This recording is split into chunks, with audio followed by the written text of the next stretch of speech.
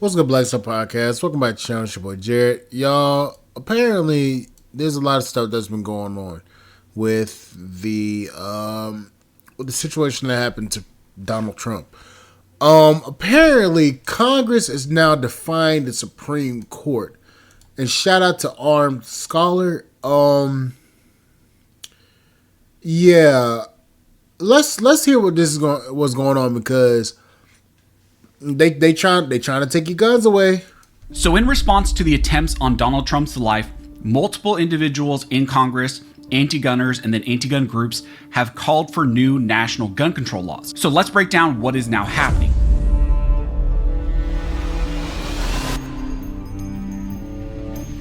Now, really quick before we jump into this video, I want to ask you all for a huge favor.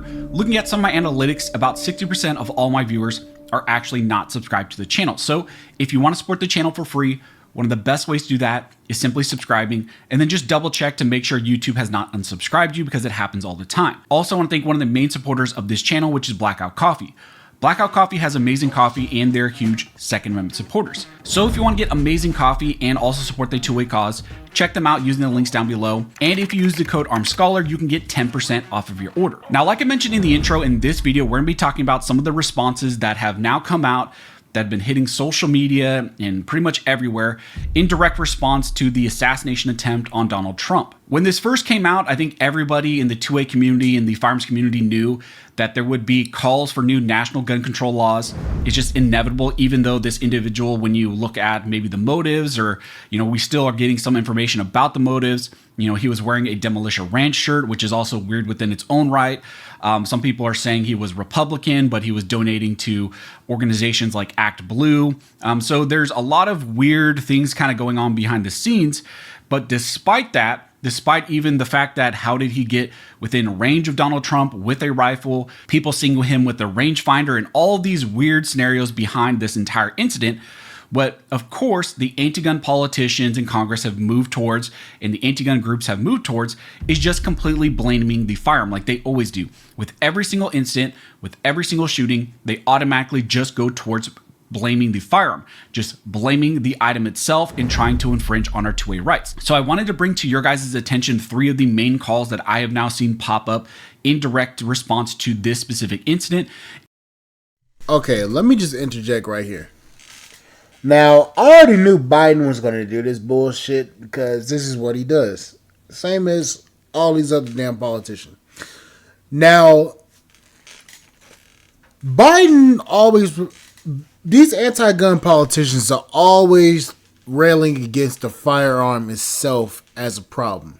Now, what they didn't tell you is that Biden actually retracted a lot of the commercials where he's talking about Trump as a national security threat. That's what they didn't tell you. Biden in some of his commercials said that Trump is a national security threat. And that alone says something to the magnitude of this. Your rhetoric is the reason why that shit happened, Biden. Anti-gun politicians, anti-gun groups.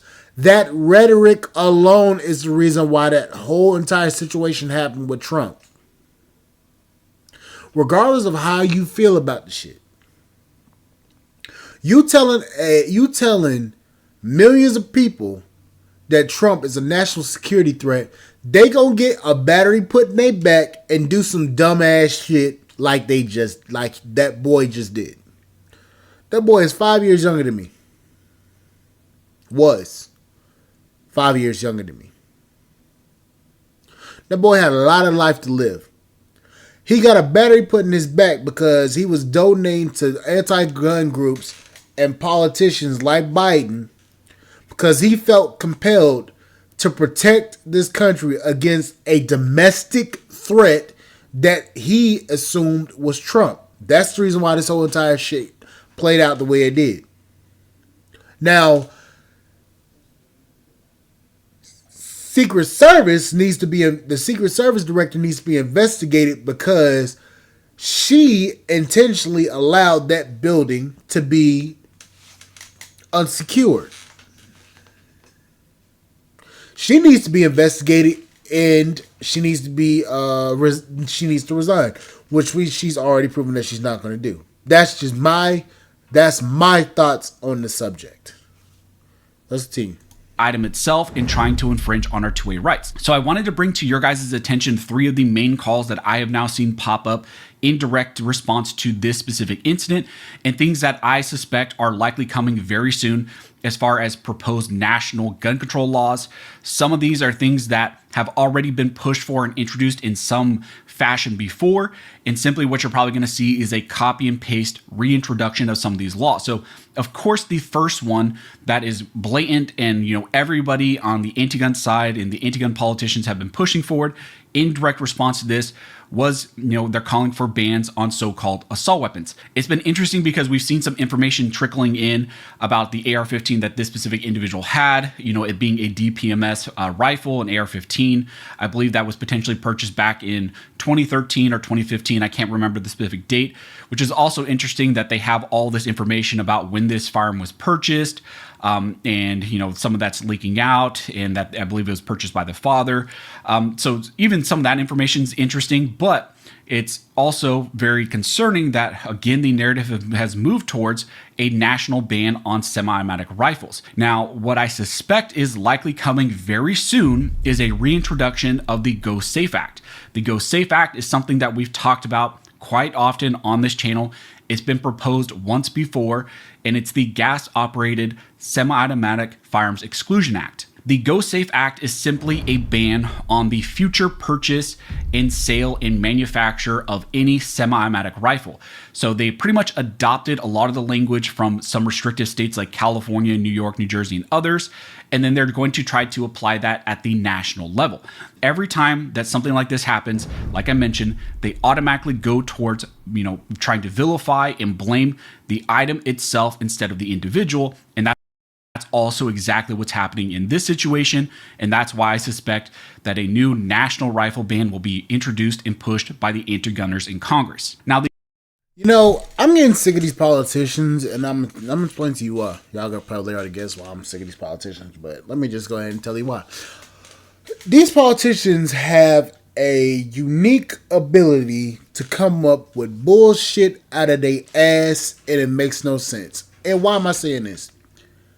If you see that this problem keeps happening, you need to figure out why this problem is happening instead of blaming the item that protects millions of people every day.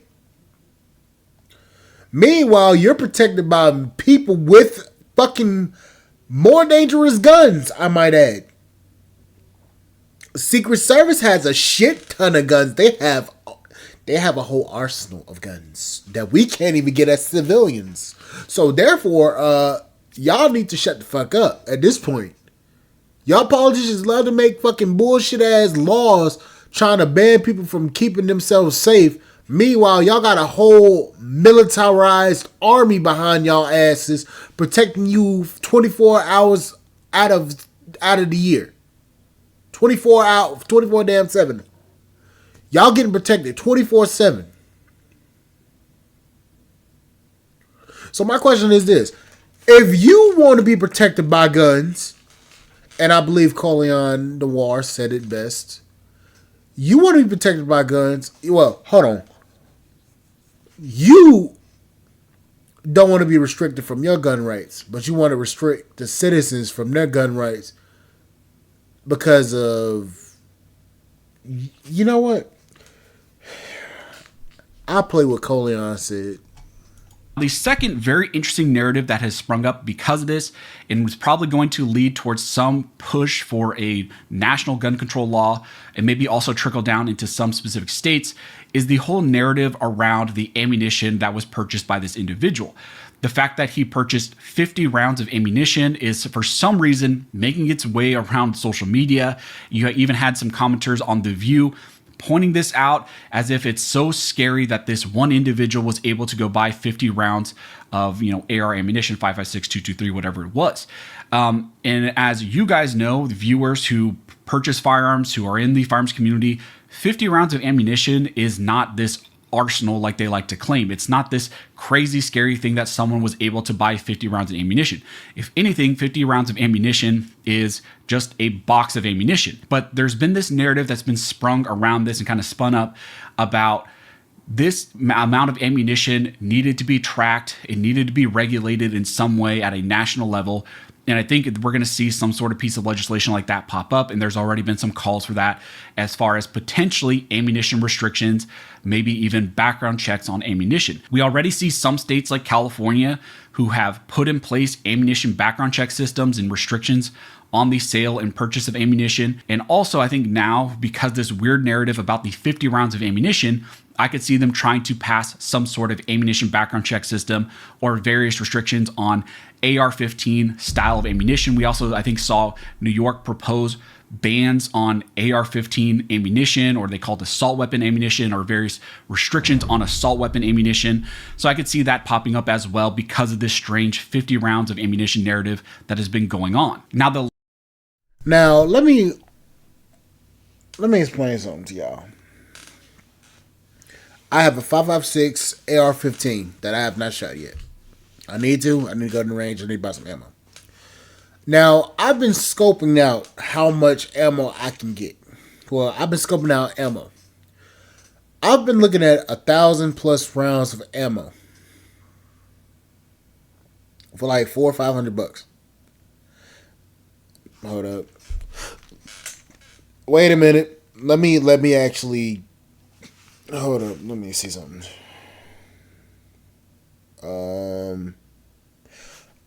I'll come back to that. Let me let him finish because I'll come back to that room. Last thing that I could see being a direct response to this incident is specifically related to the brand of the firearm that was found. The narrative kind of going around right now is that it was a DPMS AR-15. And I've seen a lot of chatter online about the marketing behind that specific company.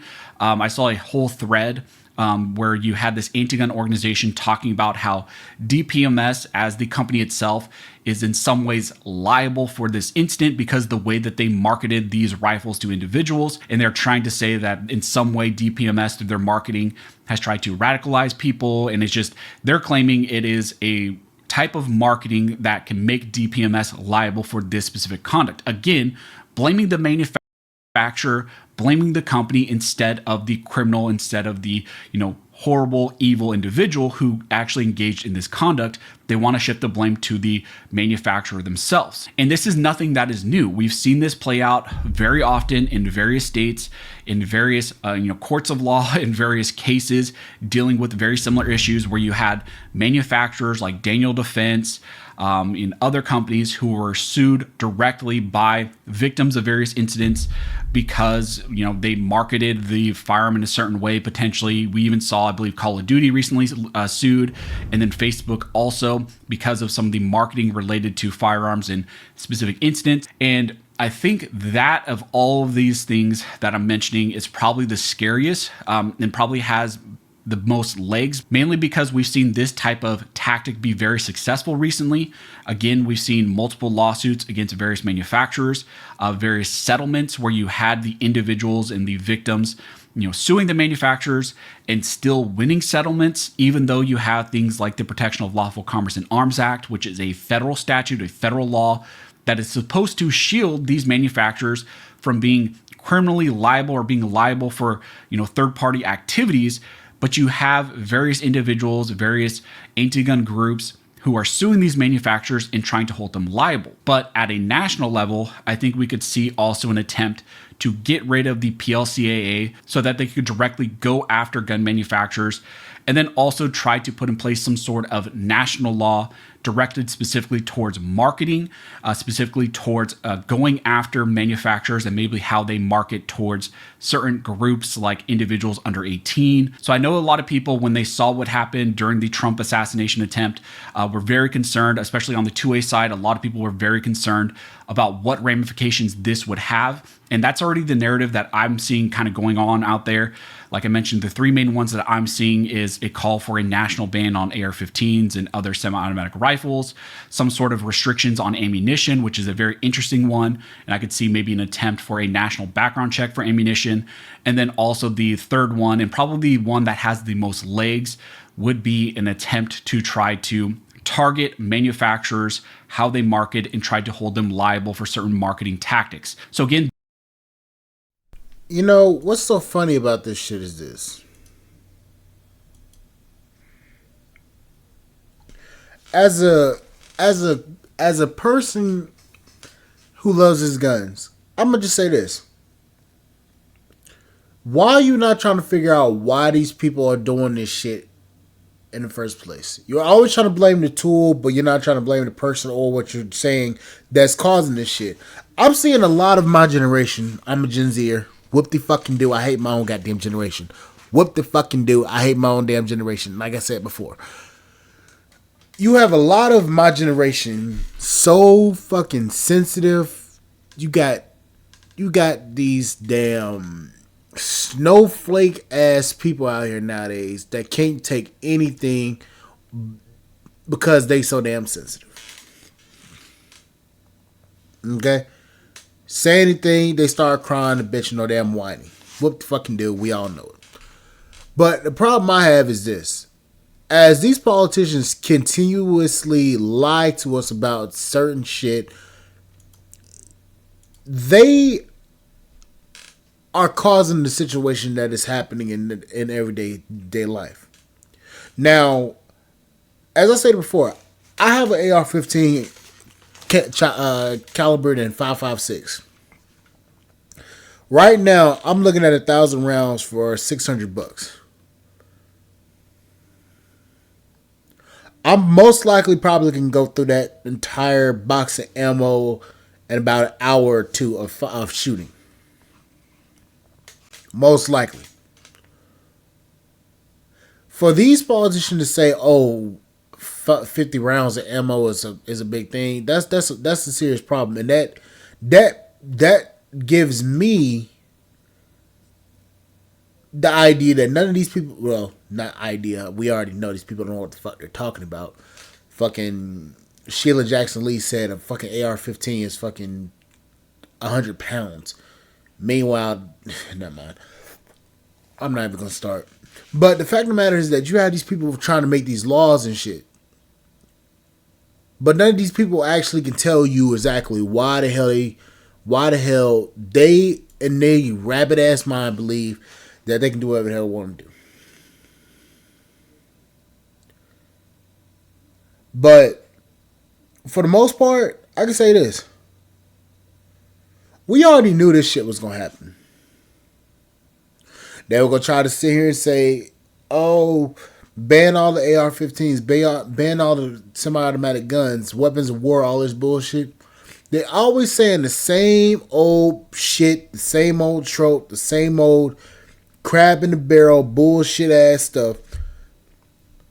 Meanwhile, they asses are full on protected by everybody in the secret damn service. There's no way that a politician should have the ability to say the shit that they say when they're protected to the highest degree by these different people that are highly trained. I don't know. It's starting to become more of an issue because of these people.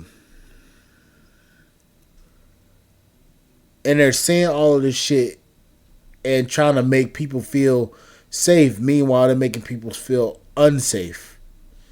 I don't know. But like, share, subscribe to the channel, support the podcast on Spotify.com. I will catch you guys on the flip side, and thank you guys for listening. Bye, guys.